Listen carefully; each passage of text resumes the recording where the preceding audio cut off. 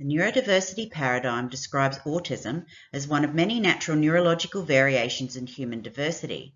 The social model of disability reframes difficulties experienced by autistic people as primarily due to living in a world where acceptable ways of being and doing are defined by the neurotypical majority.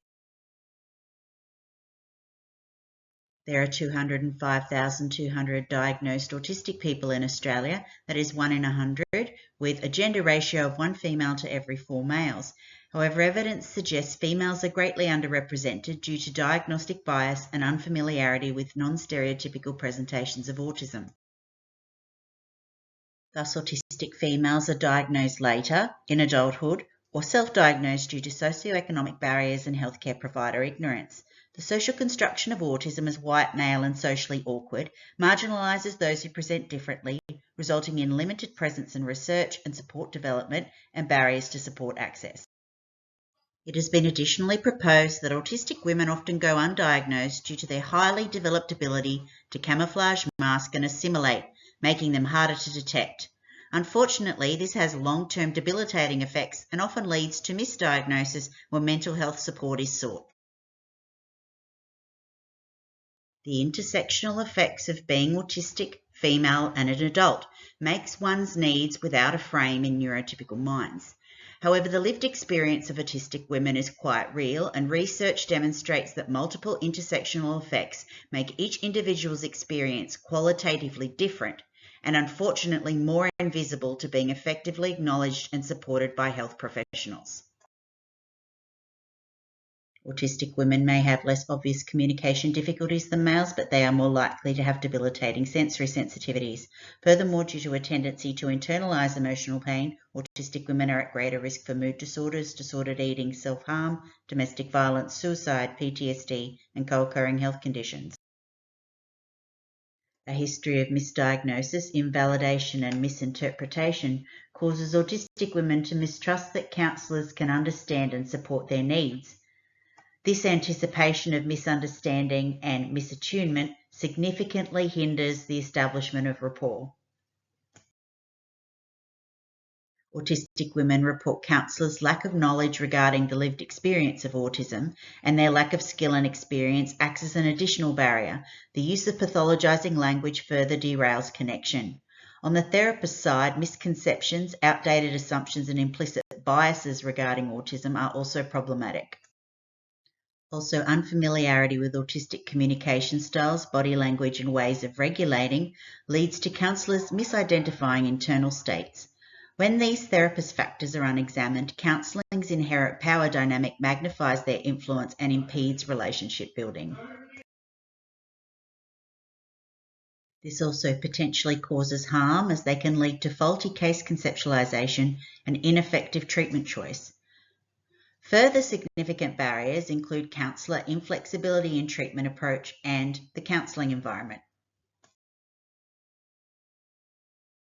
A deficits focused, where fixing is prioritised over relational safety, undermines self-acceptance and causes trauma.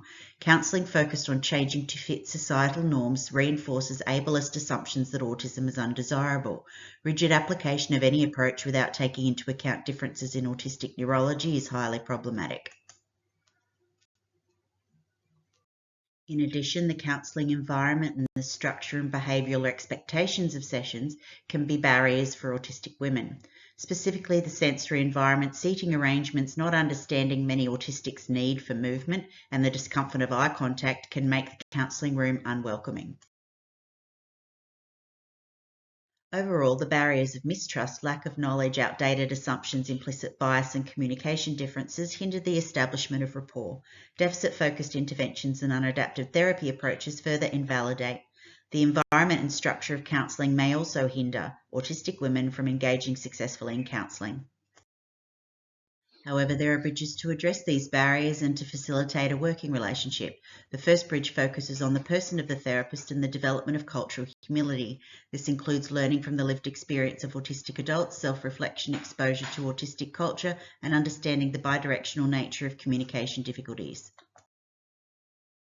Many approaches to working with autistic people come from an outside perspective. Lived experience-driven theories, narratives and education empower counsellors to offer informed neurodivergence affirming counselling.